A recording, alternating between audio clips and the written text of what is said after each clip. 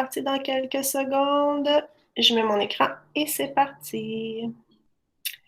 Mot active.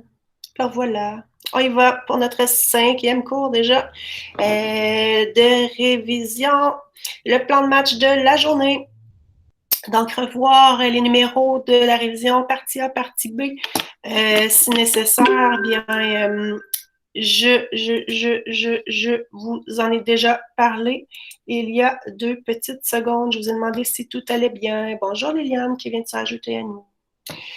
Ensuite de ça, donc le petit S me chicotait. Ensuite de ça, on revoit les notions des chapitres 6, 7 et 3 et je vous ai mis les grandes lignes de ces chapitres-là. Puis là, le chapitre 6, je me suis rendu compte qu'il y avait beaucoup de choses. Lithosphère et hydrosphère, donc les minéraux versus les roches. Quelle était la différence? Minéraux, minerais, gisements, mines. Le pergélisol, les ressources énergétiques. Après ça, on s'en va dans l'hydrosphère avec les bassins versants, la circulation océanique, la cryosphère et finalement, encore une fois, les ressources énergétiques, mais cette fois-là de l'hydrosphère. Après ça, l'atmosphère et l'espace, donc on va revoir la pression atmosphérique, on va revoir l'effet de serre, les ressources énergétiques en lien avec ça. Chapitre 3, l'énergie, j'aurais pu le mettre au début d'aujourd'hui, j'aurais pu le mettre à la fin, finalement j'ai mis à la fin. Donc les différents types d'énergie. Un petit rappel, vous allez voir, je vous ai trouvé une petite image qui fait un résumé. Je l'aimais bien. Il y a une petite faute de frappe, mais pour le reste, elle était belle. Puis là, ben, comme chaque fois en retard, ben, j'ai pas eu le temps de vous la retoucher. J'aurais voulu la retoucher puis la refaire à mon goût à moi, mais c'est vraiment bien ce que j'ai trouvé. On va voir rapido la loi de la conservation d'énergie et finalement un petit numéro de rendement énergétique. Le travail à faire pour la prochaine fois, donc la partie 3, chapitre 6, 7 avec les numéros qui sont inscrits, donc 36 à 57, 82 à 88 et le numéro 90. Et c'est ce qu'on regardera jeudi, tout le monde ensemble, pour voir si tout va bien. Alors, on y va. La lithosphère avec notre chapitre 6. Fait que là, je vous ai toujours laissé, vous allez voir le petit mot au chapitre 6, le petit encadré, pour que vous puissiez savoir où on a été rendu, pour qu'on puisse rouler à travers ça. Mais vous allez voir, il n'y a pas tant de matériel que ça, même si ça a l'air épouvantable. Voilà. Donc, j'y vais avec vous. La première chose qu'on a vue dans l'année, je pense, carrément, donc c'était la différence entre les minéraux et une roche. Vous savez, hein, le mot minéral me fatiguait, donc j'ai de la misère à le dire. Je ne sais pas, il sonne comme pas bien dans mes oreilles. Donc, les minéraux et les roches. Donc, d'un côté, j'ai les minéraux, de l'autre, j'ai les roches. Ce sont deux choses différentes. Les minéraux, ce sont des substances pures qui ont des caractéristiques précises. Donc, j'ai du fer, j'ai de l'aluminium, par exemple. Et de l'autre côté, la roche, c'est un mélange hétérogène de minéraux. Donc, c'est plusieurs minéraux mélangés ensemble. C'est un peu comme si je vous disais, là, c'est l'image qui me vient en tête vite, vite. Le matin, je veux faire des crêpes. Ben, mes minéraux, mettons que ce serait des substances pures, ce serait mon lait, mes œufs, puis ma farine, si c'était des substances pures. Et puis ma roche, c'est quand je vais mélanger tout ça ensemble pour faire mon mélange à crêpes.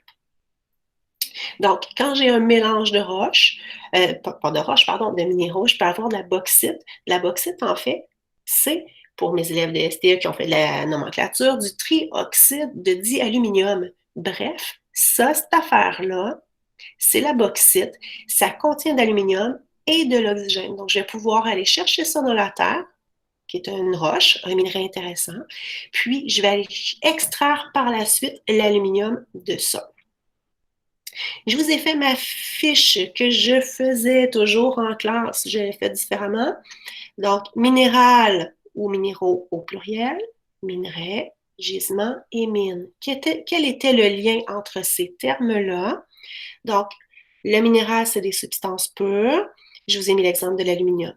Après ça, plus complexe un petit peu, j'ai mes minerais ici, mes minerais qui sont des roches, constituées de plusieurs éléments ensemble. Ce n'est plus une substance pure. Donc, j'ai plusieurs roches, pas plusieurs roches, plusieurs minéraux ensemble dans ma roche. Quand je rencontre un gisement, c'est un endroit où il y a beaucoup de minerais qui sont concentrés. Ça veut dire beaucoup de roches intéressantes à exploiter, une grande concentration et qui serait rentable à exploiter. Le hic, c'est que tant que ce n'est pas exploité, j'appelle pas ça une mine. Mais dès qu'on commence à creuser pour aller chercher, on appelle ça une mine. Rappelez-vous, il y avait deux sortes de mines, mines à ciel ouvert et mines souterraines. Donc, quand le minerai est trop profond, on va aller faire des caves souterraines. Donc, on va avoir une mine souterraine. Puis, quand c'est relativement près de la surface, on va faire à ce moment-là une mine à ciel ouvert où est-ce qu'on va enlever juste les trucs de surface en faisant des explosions. Puis, on va aller chercher le minerai. On y va vraiment avec en fonction des coûts. Plus ça coûte cher, moins ça coûte cher, on va choisir en fonction du profit potentiel. Alors voilà. Fait que, ça avait l'air compliqué, ça avait l'air long, là, mais on vient de faire deux petits X ici. Si je faisais mon petit oups, ça c'est vu, puis ça c'est vu. Ça c'est vu, ça c'est vu. Jusque-là. Questions, interrogations, suggestions, commentaires. Petite pause. Non, non. Non, non. Est-ce qu'il y a des oui-oui?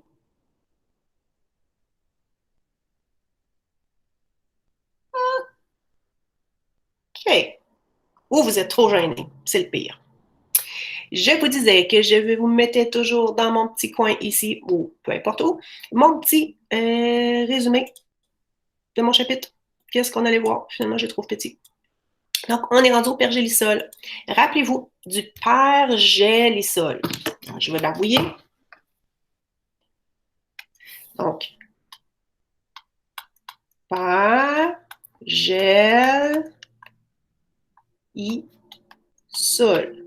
Donc, c'est du sol gelé en permanence. Et ça, pour dire que c'est en permanence, on va se dire que quand ça fait deux ans que c'est gelé, quand ça fait 2 ans que c'est en dessous de 0 degré Celsius, on va appeler ça du pergélisol. Rappelez-vous qu'il peut y avoir une petite couche sur le dessus du pergélisol qui dégèle en été. On l'appelle le mollisol. On avait vu que ce sol-là, ce pergélisol-là peut dégeler, puis ça amène 3 conséquences. Les bris d'infrastructures, de maisons, donc de routes, de pistes d'atterrissage. Donc, on en voit un effet ici. Et ici, on peut avoir des glissements de terrain. C'est vraiment, je ne me souviens plus suite à quel événement. Donc, c'est en Alaska. C'est un été qui était très chaud et qui a fait 300 mètres de sol comme ça, qui a tout d'un coup fichu le camp. C'est en 2004. Donc, je trouvais la photo intéressante. Donc, oups, tout ce bout de sol-là, parti, disparu, glissé. Et il y avait le troisième effet, c'était la libération, troisième conséquence, la libération du méthane. Puis, je vous ai trouvé ça ici. Donc, je vous rappelle 3 conséquences du gel du pergélisol, les infrastructures, les maisons, etc., qui sont abîmées, les glissements de terrain et le méthane qui est libéré. Et là, je trouvais ça cute, puis ça me permettait de faire un lien tout de suite avec la matière qu'on va revoir tantôt, l'effet de serre. Donc, rappelez-vous, le réchauffement climatique cause une hausse des températures. Mon pergélisol se dégèle. Ensuite de ça, la matière organique, ce qui était gelé, se réactive, recommence à se décomposer. Et là, on embarque dans notre cycle du carbone. Donc, la matière qui commence à se décomposer, il y a libération. Puis là, si vous le voyez, il est en tout petit. On voit la molécule de méthane. Oups.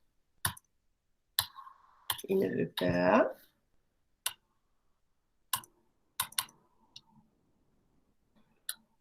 Donc, on voit ici le méthane, du CH4 et le CO2 qui est libéré dans l'atmosphère. Et là, si on se rappelle, le CO2 et le méthane, c'était 2 gaz à effet de serre. Donc, oups, on rentre dans notre cercle vicieux ici. C'est ce que je vous avais expliqué dans les heures que je vous avais gribouillé en classe. Puis quand j'ai vu ce schéma-là hier, j'ai fait comme « Oh, wow! » Ça résume tout ce qu'on disait en classe. Fait qu'il est cute, il est beau.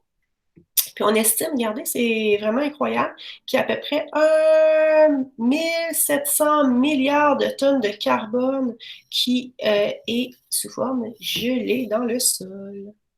Donc voilà, le sol gelé en permanence et ses 3 conséquences lorsqu'il dégèle.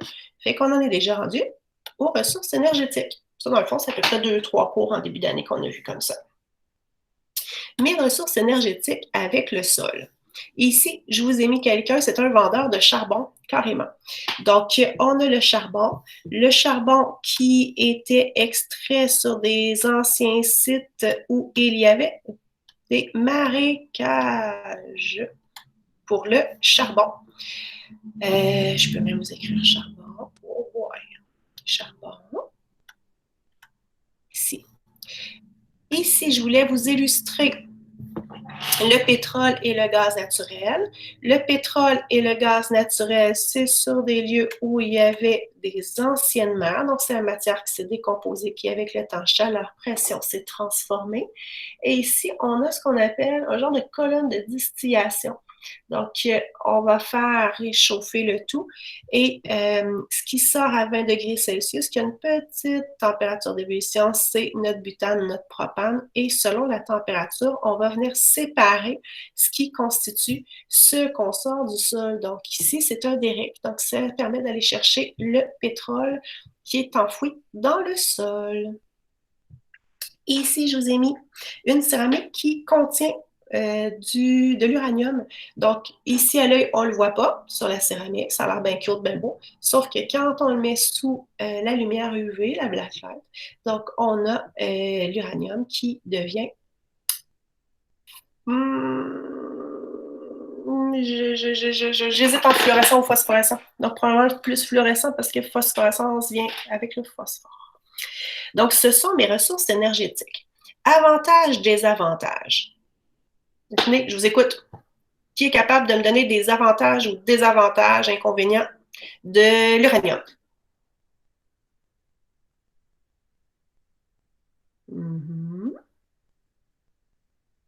Parlez pas tout en même temps, là. L'avantage, ça serait que ça produit beaucoup d'énergie pour une petite quantité, mais le désavantage, c'est que c'est très polluant. OK. Donc, la voix, je suis pas bonne. Jules. Ça crée des déchets radioactifs. Ouais. Donc, il y a la création des déchets. Là, je vais venir barbouiller, là, ce sera pas beau. Dans le fond, je vous l'ai dit. Puis vous pourrez revoir si nécessaire. C'est bien ce que vous m'avez dit jusqu'à maintenant. Donc, avantage, avec une petite poignée, hein, on disait c'est une petite quantité, une poignée d'uranium, on fait beaucoup, beaucoup d'énergie. C'était l'équivalent, si ma mémoire est bonne, de 40 000 ou 70 000 tonnes de charbon. C'est wow pour ça. Par contre, il y a des déchets radioactifs qu'il va falloir venir gérer à la suite de ça et il y a les risques d'incidents nucléaires. La personne qui m'a dit, pour la pollution, je vous chicane. Rappelez-vous, je ne veux pas que vous m'écriviez juste c'est polluant ou c'est pas polluant. Venez me dire. Parce que regardez, je peux le virer de deux façons. C'est pas polluant dans le sens que lorsque j'utilise l'uranium, il n'y a pas de gaz à effet de serre qui sont produits. Par contre, si je parle des déchets radioactifs, ben là, je pourrais dire, ben, c'est polluant parce qu'il y a des déchets radioactifs qu'il faut gérer. Donc, il faut faire juste attention à la façon dont on parle. Donc, quand on parle de pollution, il faut venir préciser notre idée. Okay? Gaz à effet de serre, mercure, des choses comme ça. Quand on parle maintenant, donc c'était très bon ce que vous m'avez dit, quand on parle des combustibles fossiles, donc les trois que je vous ai installés comme ça, les combustibles fossiles, est-ce que il y a quelqu'un qui se souvient davantage ou d'inconvénients des combustibles fossiles?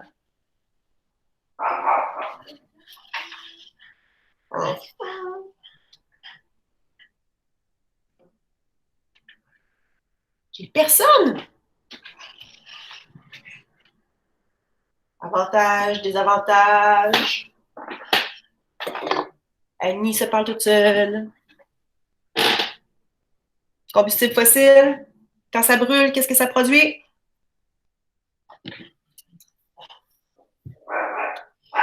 Des gaz à effet de serre. Wow, merci, je pense que c'est Hugo. Yes, ouais, c'est moi.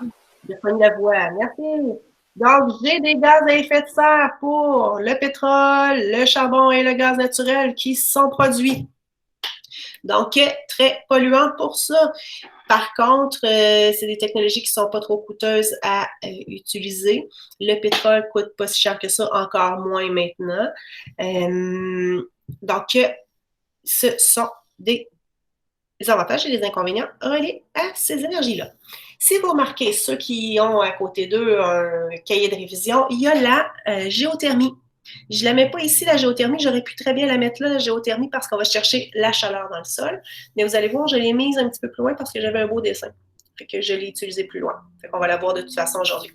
Fait que minéraux versus roches, c'est fait. Minéraux, minerais, gisements, mines, c'est fait. Berger des sols, c'est fait. Et ressources énergétiques, c'est fait. On est rendu à notre hydrosphère. Je vous ai pris, j'essayais de toujours vous trouver des images qui n'avaient pas de droit dessus, puis sinon de vous écrire d'où ça venait. Celle-là ici, je la trouvais pas pire pour la voir à l'écran. Alors, les bassins versants. Lorsque j'ai un bassin versant, rappelez-vous, l'eau va toujours s'écouler des points les plus hauts pour s'en aller vers les points les plus bas. Ça part donc de l'amont, en haut de la montagne, pour aller vers, ça va vers l'aval, le bas. Donc, ça descend comme ça. Et là, on parlait de contaminants, d'usines, etc. Donc, un bassin versant, c'est toute l'eau qui se concentre vers un même point. Et on prend toujours les zones les plus hautes, donc la ligne de partage des eaux, parce que l'eau qui est de ce côté-ci va s'écouler ici, puis l'eau qui est de l'autre côté du point plus élevé, bien, il va s'en aller vers l'autre côté. Là, c'est pas évident à vous expliquer à l'écran comme ça.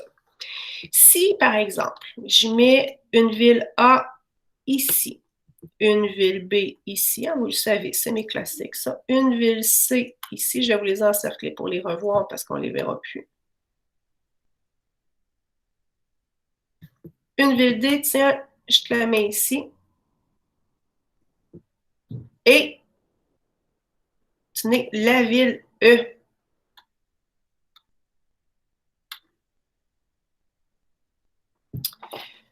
Il y a un déversement, tiens, de produits toxiques dans la zone A, ici. Ici, là, il y a déversement de produits toxiques. Est-ce que la ville B va être touchée? Non. J'ai un beau nom. Donc, l'eau s'en vient ici, descend. Est-ce qu'elle pourrait remonter? Et voilà, la réponse, c'est non. Donc, la ville B ne sera pas touchée. Est-ce que la ville C va être touchée? Ouais. Ouais. La ville D, est-ce que l'eau va pouvoir remonter? Non. Non. Et j'ai ma ville E. Ouais. Ouais, elle va être touchée. Qui me parle? C'est moi, Lorenzo. Ah, merci Lorenzo, je ne t'avais pas connu. Il me semble que tu as une voix de... Je viens de me lever ce matin. Donc voilà. Fait qu'avec le bassin versant, c'est pas mal ce qu'on avait vu. On a vu aussi qu'il y avait 4 facteurs qui faisaient que l'eau circulait plus ou moins vite dans un bassin versant. C'était mon truc quand je vous disais TGVCA, donc la topographie. Donc ça, est-ce que le terrain est très incliné, très en pente ou pas? Donc si c'est plus en pente, ça va couler plus vite. Si c'est moins en pente, ça va couler moins vite. La géologie, donc quels sont les éléments qui constituent ce sol-là? Si j'ai un sol de sable, l'eau va se drainer, va rentrer plus facilement dans le sol que si c'était par exemple un sol de glace.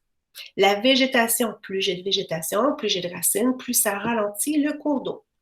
C'est le climat, donc pensez juste à l'hiver versus l'été. Ça fait la différence avec le gel, dégel. Et les aménagements, est-ce qu'il y a un barrage, est-ce qu'il y a une usine de filtration, etc. Donc, ce sont les facteurs qui vont influencer à savoir si l'eau va circuler plus ou moins vite dans un bassin versant. J'en arrive à la circulation océanique. Ma circulation océanique, je vous ai toujours dit que je ne voulais vraiment pas que vous appreniez ce genre de schéma-là par cœur. Hein? Puis rouge, bleu, tout ça, là, je vous l'ai dit. Ce que je veux que vous rappeliez, quand j'utilisais mes aquariums en début d'année avec mon eau rouge, mon eau bleue, puis je vous les ai sortis plusieurs fois pour être sûr que vous vous en souveniez, l'eau chaude, l'eau douce s'en va sur le dessus. L'eau chaude, l'eau froide, salée, elle est plus dense, les particules sont plus rapprochées, il y a plus de particules dans un même volume, donc elle va couler vers le fond parce que sa masse volumique est plus grande. Alors, c'est ce qui explique ici pourquoi à Paris, il fait beaucoup plus chaud qu'ici en ce moment à la même période d'année. Donc, il y a un courant d'eau chaude qui s'en vient. Et en plus, on a des vents qui se promènent de l'ouest vers l'est.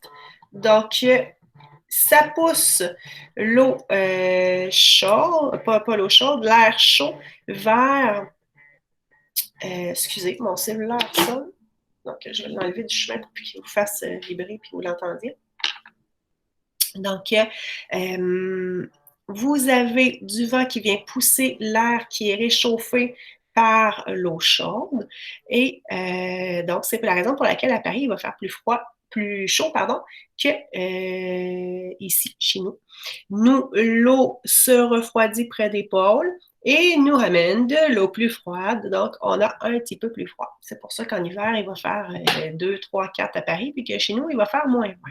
Pourtant, on est à peu près à la même latitude, à la même hauteur sur la planète.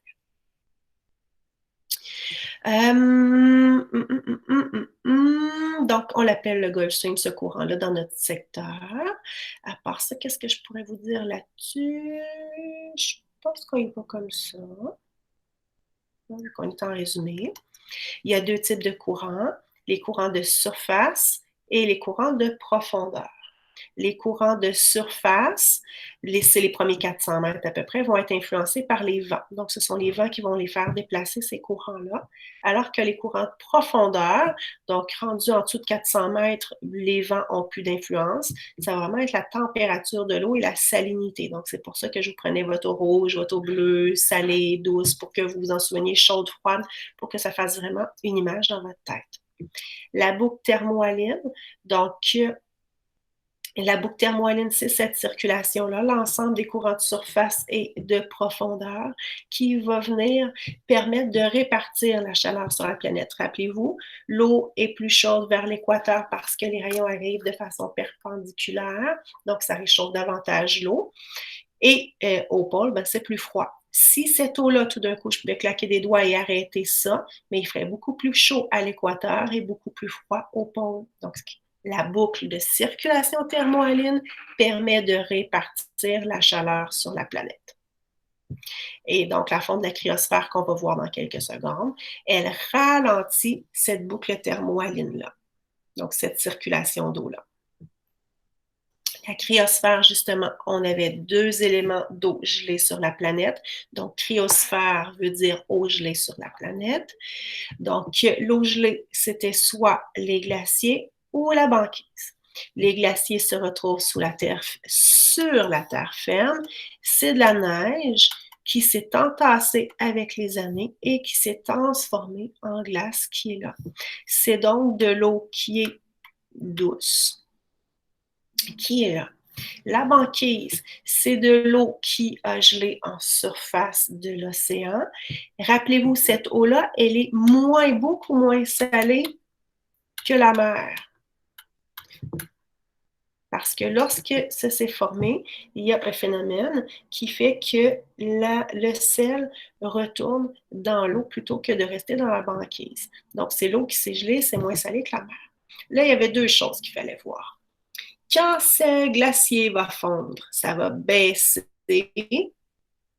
Oups, la flèche ne veut pas se faire. Ça va baisser la salinité.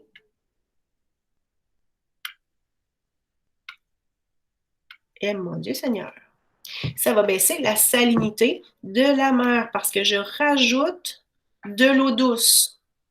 Ça va être la même chose ici quand la banquise va fondre. Ça va diminuer la salinité de la mer puisque l'eau de la banquise, elle est moins salée que l'eau de la mer.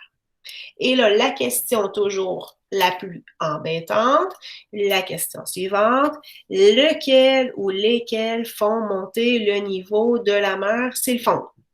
Est-ce que c'est le glacier? Est-ce que c'est la banquise? Est-ce que ce sont les deux trucs qui font monter le niveau de la mer lorsqu'ils fondent? Et là, je m'en souviens plus. J'ai un blanc de mémoire. Est-ce qu'il y a quelqu'un qui peut m'aider?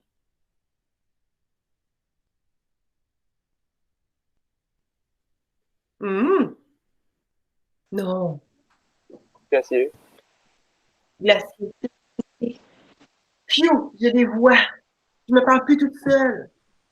Est-ce que c'est vraiment le glacier? Est-ce que lui fait monter le niveau de l'eau de la mer? Ah oui. Ben oui. Ben oui. C'est le glacier qui fait monter le niveau d'eau de la mer. Rappelez-vous, le glacier, il n'est pas dans la mer. Donc, comme c'est de la nouvelle eau qui arrive dans l'océan, l'eau va monter. C'est un peu comme si je rajoutais de l'eau dans une piscine. Hein? Je rajoute de l'eau, ça va finir par déborder. Mais en ce moment, votre piscine, là, la banquise qui est sur votre piscine, mettons qu'on se fait cette image-là, si elle fond, est-ce que ça va faire déborder la piscine? Non. Ça ne fera pas déborder la piscine parce qu'elle est déjà à la surface. Cette neige-là, elle est déjà à la surface de votre piscine. Donc, elle occupe déjà un certain volume. Donc, ça ne touchera pas, ça ne changera pas le niveau ou très, très légèrement. Donc, c'est négligeable. Ça ne fait pas monter le niveau de l'océan. Voilà pour glacier banquise. Et il me reste la petite partie ressources énergétiques. Je vous ai mis une hydrolienne ici. Je pensais que ce serait plus clair. Oups. On la voit. On la voit. Je ne voulais pas qu'on se mêle avec l'éolienne. C'est pour ça que j'ai essayé de vous mettre une photo. On voit la mer, l'océan qui est en arrière là, pour venir l'installer. Donc, on est en train de la transporter pour aller la mettre dans le fond de la mer. Donc, je vais avoir des pales comme une éolienne qui vont tourner, mais ces pales-là vont tourner grâce au courant marin. Donc, c'est pour ça qu'à la place d'être éolienne, éole pour le vent, c'est une hydrolienne. C'est encore au stade de prototype, donc ça coûte cher à les réparer, ça coûte cher à les installer. Par contre, ça a des super avantages. Pas de gaz à effet de serre, pas de déchets radioactifs. Donc, c'est wow pour cette partie-là. Donc, ça, c'est une première ressource énergétique qui est liée à l'hydrosphère. Il y a aussi les bouées qu'on peut retrouver à la surface de l'eau. Puis hier, j'avais beau chercher, je ne trouvais pas de photos. Donc, il y a des bouées qui vont être installées à la surface d'eau de la mer. Puis, avec les vagues qui vont faire monter, descendre la bouée, on va transformer ce mouvement-là en électricité. Je vous ai mis les énergies marée motrice ici. Donc, la marée monte. Rappelez-vous, la marée, c'est un phénomène qui est dû à l'attraction de la Lune et un petit peu du Soleil sur la Terre. Donc, la marée monte, l'eau monte ici de ce côté-ci aussi. Et après ça, lorsque la marée redescend, l'eau veut retourner de ce côté-là. Donc, ça fait tourner la turbine. La turbine va transformer. La turbine va faire tourner un alternateur qui va transformer ça en électricité. Donc, l'énergie marémotrice ici. Rappelez-vous, l'énergie marémotrice, c'est super beau. Oui, c'est super beau. Il n'y a pas de gaz à effet de serre. Il n'y a pas de déchets radioactifs. Sauf qu'il y a très peu d'endroits sur la planète où c'est propice, où c'est favorable à installer ces centrales-là. C'est très long à construire et ça prend des amplitudes de marée de 5 mètres au moins. Donc, l'amplitude de marée, je vous rappelle, c'est la hauteur la plus haute de la marée moins la hauteur la plus basse. Donc, c'est la différence entre le plus haut de l'eau puis le plus bas de l'eau. Donc, ça prend vraiment des conditions gagnantes qu'il n'y a pas nécessairement partout. Et là, je vais vous l'avancer. Je vous mets ici, comme ça ici. Je vous mets ça. C'est un barrage hydroélectrique de façon ultra simplifiée. Donc, j'ai une conduite d'eau qui va amener l'eau. L'eau va tomber. En faisant sa chute, ça va venir faire tourner une turbine qui va faire tourner un alternateur et produire de l'électricité qu'on va envoyer dans les maisons. Lorsqu'on a vu les centrales hydroélectriques, il y avait encore une fois des avantages, des inconvénients. Dans les avantages, il y avait qu'il n'y a pas de gaz à effet de serre produit, pas de déchets radioactifs à gérer. Par contre, il y avait des inconvénients. On inondait des grands territoires et lorsqu'on bouge les sols, il y avait possibilité de libérer du mercure, donc un métal lourd, un toxique, qui se retrouve dans le sol et il y avait possibilité d'en libérer en faisant la construction des centrales hydroélectriques. Qu'avec ça, on vient de faire le tour de ressources énergétiques pour notre chapitre 6. Le chapitre 6, je vous le dis aujourd'hui, c'était vraiment le plus long. Les deux autres, ça va aller plus vite. Chapitre 6, est-ce qu'il y a des questions ou ça va? Ça va. Ça va pour Lorenzo. C'était quoi le schéma qui est tout en avant, là? Ça représente quoi? Celui-là ici, qui Ouais. est devant moi avec un 2, 3, 4? Ouais. C'est une centrale hydroélectrique ultra simplifiée. OK. Okay? Donc, ton eau est là dans ta centrale, elle va descendre ici, puis comme elle est en mouvement, parce qu'elle a une chute, elle va faire tourner la turbine, elle va faire tourner la turbine. Ouais, ça, je l'avais compris, c'est juste je me demandais c'était quoi en fait. C'est ça que je comprenais pas. C'est ça que j'avais pas, je pense que j'avais pas entendu ou pas écouté. Là. C'est bon, ben, je suis là pour ça. Donc, centrale hydroélectrique. D'autres questions? Emilia, ça va? Parfait. Bon. On continue. On arrive à notre chapitre 7. Puis là, c'est là où je pensais vous faire un beau petit dessin tantôt, puis finalement, ben, je suis arrivée trop serrée. Ce que je voulais voir avec vous, l'atmosphère et l'espace, pression atmosphérique, effet de serre, ressources énergétiques. Je fais exactement ce que je vous ai annoncé depuis le début de l'année. Hein. Si vous vous souvenez, on avait vu les anticyclones, les dépressions, zones de haute, basse pression et tout ça. Et je le mets de côté puisque je vous avais dit en début d'année que je l'avais évalué et que ça ne revenait pas à la fin. Fait que je m'en tiens vraiment à ce que je vous ai dit. C'est pour ça que le chapitre 7, il est tout court, que je n'ai pas tant de choses que ça à voir avec vous autres. Alors, pression atmosphérique, effet de serre, ressources énergétiques. La pression atmosphérique, elle s'exerce dans tous les sens. À gauche, à droite, sur le dessus, sur le côté, en arrière. Donc, je vous avais donné l'exemple de quand on se couche le soir, que nos disques intervertébraux entre les vertèbres pouvaient reprendre leur forme, puis qu'on gagnait quelques millimètres le lendemain matin, jusqu'à temps que la pression atmosphérique l'air pousse sur notre tête, puis qu'on reprenne notre taille le lendemain matin. Alors, la pression atmosphérique, rappelez-vous, elle dépend du nombre de particules et de la température. Puis là, j'avais fait des petits labos là, avec le ballon que je faisais chauffer. Je mettais un petit bécher, non, Erlenmeyer. Je mettais un ballon, puis là, l'air chaud, l'air froid, je chauffais l'eau. J'ai pris un Erlenmeyer, j'ai viré à l'envers pour vous faire voir des choses dans un bac d'eau chaude, puis là, ça faisait un gros bruit. Donc, rappelez-vous ce que je veux vous souvenir. La pression s'exerce. Si je dessine un ballon là, qui est gonflé en ce moment, là, c'est un ballon, la pression s'exerce dans tous les sens du ballon parce qu'il y a de l'air tout le tour. Mais il faut penser, il y a de l'air à l'intérieur du ballon. Donc, à l'intérieur du ballon, ça pousse comme ça. Il y a un équilibre entre les deux. C'est pour ça que si j'ouvre le ballon, la pression à l'intérieur est grande, l'air va sortir pour aller rétablir les choses. Que ce soit pareil à l'intérieur, à l'extérieur. Rappelez-vous, si je monte, et ceci c'est une montagne, si je pars et toujours mes beaux petits dessins, puis là, je rajoute ça, puis là, quand on part en bas, puis là, rendu en haut, on mettait la tuque parce qu'il fait froid, on met les mitaines, les bottes. Donc, rendu en haut, la grosse montagne, comme, et c'est mon dessin classique, hein, je vous le faisais comme ça. Et là, c'est peut-être super le fun d'entendre.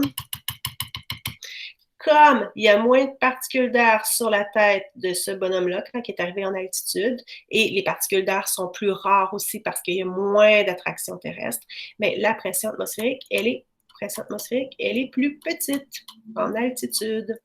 Et aussi, donc, je vous le répète, c'est aussi causé par le fait qu'il y a moins de particules d'air, il a fallu que j'en dessine un petit peu moins, parce qu'elles sont moins attirées par, ça c'est le centre de la Terre, moins attirées par la Terre, parce qu'elles sont en altitude. C'est moins fort. Alors voilà. On a déjà rendu à l'effet de serre. L'effet de serre, un phénomène à l'œuvre naturellement. On y va. J'ai trouvé cute. On a notre soleil. Notre soleil, les rayons émis par le soleil, ce sont les rayons UV. Mes rayons UV s'en viennent ici. J'ai ma couche de gaz à effet de serre qui sont là à travers mon atmosphère. Je ne veux pas vous retenir les pourcentages. Je le trouvais juste cute, c'est pour ça que je l'ai mis. Il y a une certaine quantité de rayons qui sont réfléchis. Une grande partie s'en va, vers le sol. Vous voyez, on dit même à peu près 50%. Ça réchauffe le sol. Quand ça réchauffe le sol, ben le sol, il n'émet pas des rayons UV. Hein. Vous n'êtes pas en train de bronzer si vous mettez la face au-dessus de l'asphalte ou quoi que ce soit. Là. Donc, le sol, quand il se réchauffe, ce ne sera plus des rayons UV. La chaleur qu'il va relâcher, ça va être de l'infrarouge. Ah, tenez, il est même écrit là. Moi, j'aime bien vous le réécrire. IR pour infrarouge. Alors, l'infrarouge va être émis par la Terre lorsqu'elle va relâcher sa chaleur, son énergie thermique. Et là, il y en a une quantité qui peut sortir, une quantité qui est réfléchie et ça continue comme ça. Je vous avais dit, s'il y a plus de gaz à effet de serre, c'est comme si j'augmentais, puis là, je vais prendre mon crayon comme ça, plus large, ça va être plus chic que mon barbouillage. Si j'augmente la quantité de gaz à effet de serre, ben, il va y avoir, je vais remettre mon petit crayon, il va y avoir de moins en moins de rayons ici qui vont pouvoir ressortir. Donc, ce qui va se passer, ce rayonnement-là retourne parce qu'il est barré, c'est comme si c'était une couverture de plus. Ce rayonnement-là, cette énergie thermique-là retourne vers la planète et ça réchauffe davantage parce que c'est prisonnier. Mon image que je vous donnais en classe, c'est j'ai froid, je rajoute des couvertures, je rajoute des couvertures, je rajoute des couvertures. Donc, si on rajoute des gaz à effet de serre, c'est comme si on rajoutait des couvertures dans l'atmosphère. Les gaz à effet de serre, rappelez-vous, celui qu'on avait dit qui était le pire entre CH4 et CO2, c'était le CH4. Les deux contiennent du carbone, c'est pour ça qu'on a vu le cycle du carbone. Le CH4, c'était le pire, à peu près 21 fois plus puissant que le CO2 pour causer le réchauffement climatique, donc l'effet de serre. Ça veut dire qu'une molécule de CH4 est aussi puissante que 21 de CO2 a le même effet que 21 de CO2. On avait vu aussi qu'il y avait la vapeur d'eau qui causait l'effet de serre. Et les oxydes nitreux, je vais vous écrire NO, puis je vous mets un petit X ici parce que ça pourrait être plusieurs chiffres différents. Donc ça, ce sont nos GES, ce sont nos gaz à effet de serre. Voilà qui peuvent venir aider, contribuer plutôt au réchauffement climatique. Est-ce que peut-être une question? Tous les gaz qui sont écrits là, ils sont tous dans la couche de GES qui est sur le dessin, dans le fond. C'est ça? C'est ça. Exactement. OK. D'autres questions? OK. Et là, on est déjà aux ressources énergétiques de l'atmosphère. Voilà. Donc, les ressources énergétiques de l'atmosphère, il y en a 3, mais je vous ai remis ici, là, dans ce dessin ici, dans ce schéma-là, vous allez voir qu'on va revoir la géothermie, que je vous avais dit tout à l'heure, on va le mettre de côté, on va le revoir tantôt parce qu'il était dans ce dessin ici. Alors, on a vu 3 façons, 3 ressources énergétiques, 3 façons d'aller chercher l'énergie dans l'atmosphère.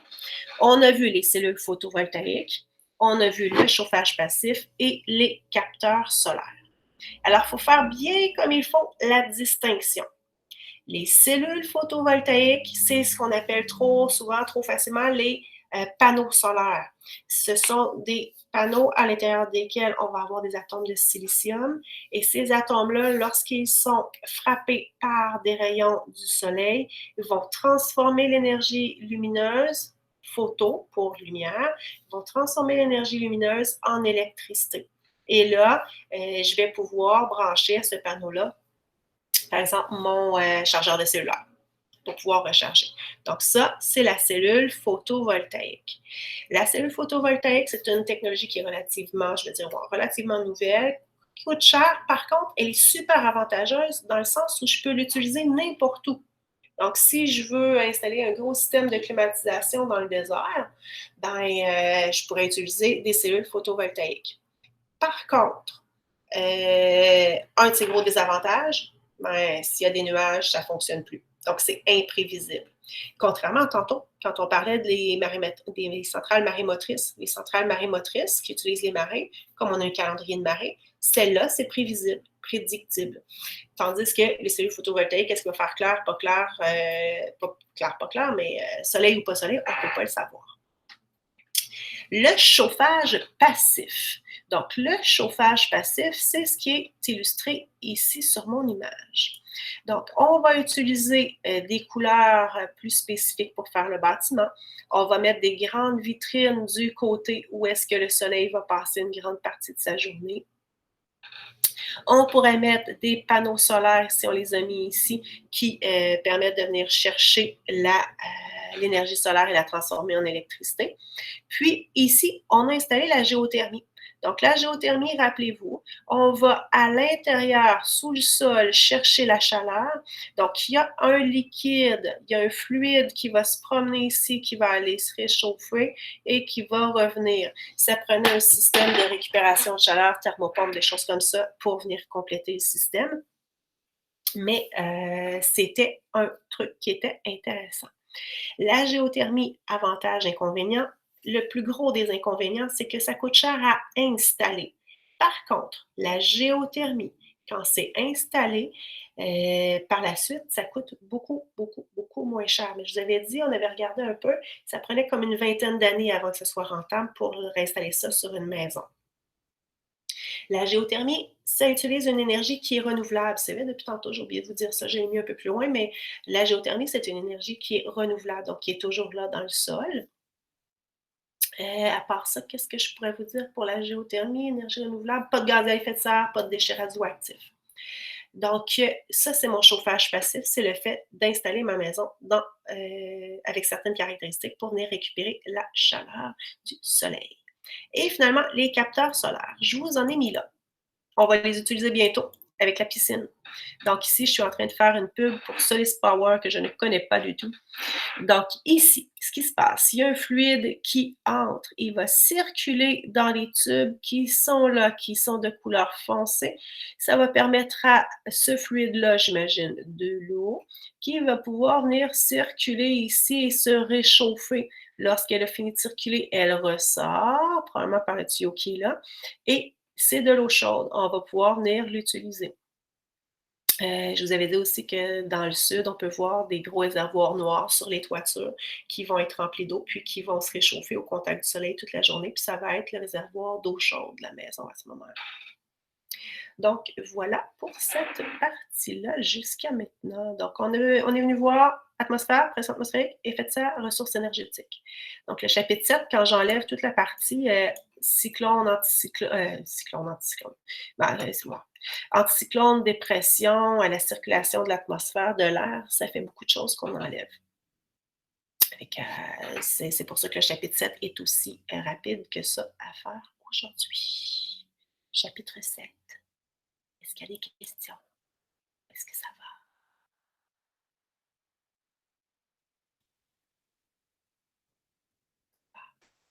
Non, ça va. Y a-t-il d'autres questions? Y a-t-il d'autres ça va? J'en profite pour faire mes présences en même temps que je vous dis est-ce que ça va?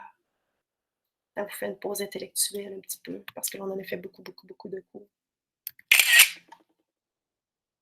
Il me semble que j'y vais plus rapidement que d'habitude. Voilà. Mes photos sont prises. On retourne. D'accord. Je me parle toute seule. Quelqu'un qui passerait se dirait « Elle est complètement folle ». On y va. OK. On est parti. Ouf! Ça a l'air épouvantable. Ça a l'air traumatisant. Mais c'est cute. Vous allez voir, avec ce tableau-là, je vais réussir à faire une grande partie du chapitre 3. Le chapitre 3, il est vraiment très, très court en ST. Il n'y a vraiment pas beaucoup de choses. J'aurais voulu utiliser ce tableau-là pour faire un genre de résumé cute j'ai pas eu le temps de le faire, là, mais éventuellement, ça va être dans ma tête. Si j'ai réussi à le faire, je vous le montrerai jeudi. Donc, on a les différentes formes d'énergie. Ça, c'est un gros tableau dans votre manuel. Et puis, regardez, moi, j'ai le manuel pas loin, chapitre 3. Je vais vous faire ça. Donc, chapitre 3, ceux qui s'en souviennent, c'était un tableau qui ressemblait à... Oups!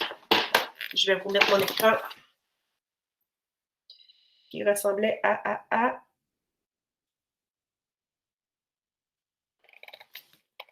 Oh. C'est drôle, c'est Gabriel que je vois. Si je m'en viens. Voyez-vous mon cahier, non? Ouais, on le voit. Oui, OK. Ah, c'est bon, c'est le duplicateur de mon cellulaire. C'est pour ça que je ne vois pas que je vois Gabriel ou d'autres. Donc, ici, dans mon cahier, ouais, là, je me vois. Dans mon cahier, là, ça ressemblait à un gros tableau comme ça. Puis, j'avais pas envie de vous taper les oreilles ce matin avec tout ce gros tableau-là, vous relire ça. Et que c'est pour ça que quand je suis tombée sur ce petit diagramme-là que je vous ai montré pendant une seconde tout à l'heure, j'ai dit, ah, tiens, je peux partir de ça pour que ce soit plus le fun un peu, moins de tapage de crâne, là, juste du par cœur. Alors, je vais pouvoir vous remontrer mon truc comme ça ici. Et puis, j'ai pas été fine, hein, j'ai oublié, je vous ai pas mis la source d'où ça venait. Mais c'est cute, puis je vous reviens avec ça jeudi là, pour vous donner. Donc, les différentes formes d'énergie associées. Il y a du mouvement, il y a de la chaleur, les réactions chimiques, la lumière, l'électricité. Ici, là, ce que moi, je vais venir vous faire, là, énergie liée au mouvement, on a notre énergie mécanique qui est liée au mouvement. On a notre énergie hydraulique, c'est le mouvement de l'eau. Donc, le mouvement de l'air, ce serait l'énergie éolienne. Fait qu'on pourrait venir les mettre ici. Fait que je vais venir vous l'améliorer puis vous le mettre. Là, ça va être plus cute. L'énergie liée à la chaleur, c'est notre énergie thermique. On a aux réactions chimiques, donc l'énergie chimique. La lumière, donc notre énergie rayonnante liée aux ondes. Électricité, ben, l'énergie électrique. En disant ça, puis lié aux ondes, là, j'aurais rajouté les ondes ici. Là, mettons ici, moi, je mettrais les ondes, puis j'aurais mis lumière, puis j'aurais mis sonore. C'est pour ça que je vous dis, là, je vais le parfaire, je vais faire quelque chose de cute. Là. Je l'aime bien, je vais partir de ça, puis je vais le modifier un petit peu. Puis je vais vous en faire une copie d'écran. Donc, je ne vous ferai pas de feuille, c'est sûr, pour l'instant. Et en passant, c'est vrai, je m'excuse. J'ai fait mon mea culpa. Je devais vous revenir si je savais quelque chose de plus sur l'ouverture des écoles. Ben, je ne suis pas revenue parce que je ne savais rien de plus. Fait que je ne sais rien de plus que vous autres, puis je vous le dis, j'ai parlé à une amie qui travaille dans une autre commission scolaire à l'autre bout du Québec, qui travaille à la commission scolaire directement, puis elle me disait qu'ils ne savent rien de plus non plus. Fait qu'on apprend tout en même temps que vous autres. Fait qu'on apprendra peut-être tantôt qu'on retourne à l'école dans 2 semaines ou que ce sera juste le primaire. Je ne le sais pas, je vais le savoir en même temps que vous. Donc, je ne vous ai pas écrit parce que je ne savais rien. Les différentes formes associées. Donc là, avec ça, on vient de réviser. Puis, il y a l'énergie nucléaire dans le noyau des atomes. Puis, l'énergie sonore, on l'a vu. C'est ça. Fait qu'on fait pas mal le tour. L'énergie peut être stockée ou elle peut être convertie, changée en une autre forme, transformée, nous, qu'on disait davantage. Donc, par exemple, mon énergie hydraulique va être transformée en énergie électrique dans une centrale hydroélectrique. Si je branche mon séchoir à cheveux, mon énergie électrique va être transformée en énergie sonore, en énergie thermique, puis en énergie sonore, thermique, le vent, éolienne. Tout à l'heure, c'est vrai que je ne vous ai pas parlé des éoliennes avec l'atmosphère. Donc, les éoliennes qui peuvent être un bon moyen de produire de l'électricité. Le problème avec les éoliennes, c'est qu'on ne peut pas prévoir le vent et que ça faisait du bruit, la pollution lumineuse, pas lumineuse, la pollution du paysage. OK. Les différentes sources d'énergie, rappelez-vous, et le renouvelable, il me semble qu'il y a juste un L, là. C'est là que je vous disais, oups, il y a peut-être une petite affaire, là. J'ai comme un petit bug, il me semble que je ne mets pas de L, là. Mais bref, je donne le crédit à la personne qui l'a fait, puis en plus, c'est pas moi qui l'ai fait, fait que je peux pas trop chialer. Donc, les énergies renouvelables, je trouvais ça cute que justement, on vous dise quelles étaient les énergies renouvelables et lesquelles ne l'étaient pas avec ce tableau-là. Je trouvais que ça faisait un beau résumé. Alors, le vent, le soleil, l'eau, la géothermie, la chaleur du sol, donc, peuvent toujours être réutilisés. Ce qui n'est pas renouvelable, c'est le nucléaire, le pétrole, le charbon. Ça ici, pétrole, charbon, gaz naturel, on aurait pu faire un regroupement en disant que ce sont les énergies, ce sont les combustibles fossiles. Alors, voilà pour ça. La loi de la conservation d'énergie, dites-vous qu'on se rappelle qu'il n'y a pas d'énergie perdue, il y a juste de l'énergie qui va être transformée et dissipée dans l'environnement. Donc, qui va s'échapper dans l'environnement. Et la seule chose, dernière chose qui me reste à faire avec vous, c'est ceci. C'est-à-dire le rendement énergétique, comment on faisait pour calculer ça. Je vous ai fait un cas fictif pour refaire un exemple de problème écrit. Donc, Gela Latrappe travaille dans une épicerie. On ne la nommera pas, cette épicerie, pour ne pas faire de pub. Elle vérifie que tous les clients se lavent bien les mains pour éviter de propager le COVID-19. Le réservoir d'eau chaude vient de lâcher. Son patron, Marc Lisole, lui dit que peu importe, tous les chauffe-eau sont identiques pour pouvoir le remplacer. Et Gela veut lui prouver que ce n'est pas vrai. Voici 2 étiquettes, 2 caractéristiques. Lequel de ces réservoirs à eau chaude devrait acheter son patron? Et j'ai la marque A, qui me dit dessus l'énergie consommée pour chauffer, ce serait 1600. Et là, je vous ai mis des chiffres dans les airs, là, c'est pas tout ça, mais vraiment, vraiment ça. Donc, l'énergie consommée pour chauffer, 1600 kJ, puis l'énergie absorbée vraiment par l'eau qui est chauffée, 800 kJ. Et de l'autre côté, la marque B, elle dit dans sa pub, rendement de 46 %. Comment on peut faire pour les comparer tous les deux? Ça me prend une formule magique, une formule chimique, mathématique. Les produits croisés. Oh, pas celle-là. Il faut pas faire un produit croisé. Ben, oui, non, on peut faire un produit croisé. Excuse-moi. Oui, on peut faire un produit croisé. On y va. Donc, si je vais dans mes formules qu'on me donne, ça va devenir un produit croisé. C'est ça que j'ai allumé après avoir dit non. La formule magique, c'est le rendement énergétique est égal à l'énergie utile sur l'énergie consommée fois 100 pour l'avoir en pourcent. Et là, pourquoi Lorenzo vient de me répondre produit croisé, c'est que ce fois 100-là, je ne l'aimais pas. Souvent, vous vous trompiez avec. Donc, le fois 100, je le mettais pour pouvoir l'éliminer. Si je veux éliminer un fois 100 de ce côté-là, je dois diviser les deux côtés par 100. Donc, ça faisait rendement énergétique sur 100 est égal à énergie utile sur énergie consommée. Rappelez-vous, l'énergie utile, ben, c'est toujours le plus petit chiffre. Ça ne peut pas être plus gros que l'énergie consommée. Mais si je viens bien lire, l'énergie consommée, c'est 1600, puis l'énergie absorbée, donc l'énergie utile, 800. Je vous suis. Donc, énergie utile, j'ai pas beaucoup de place. Énergie utile, c'est l'énergie absorbée par l'eau. Ça va être 800 pour faire mes données. Puis l'énergie consommée, ça va être 1600. Les deux sont en kilojoules. Donc, rendement énergétique sur 100 est égal à énergie utile 800. Les deux sont en kilojoules, fait que je mettrai... Ah non, je vais les mettre. Mes unités vont venir s'annuler dans mon calcul. Donc, quand j'écris mon produit croisé, on n'est plus hâte de l'écrire parce que si on fait une erreur de calcul, ça va permettre de venir le modifier, ben, de vous mettre des points. Donc, mon calcul, ce serait 100 fois 800 kJ divisé par 1600 kJ. Mes kilojoules s'annulent mathématiquement. Et là, ça va me donner, j'ai été dans le simple, 800 et 1600. Wow! OK.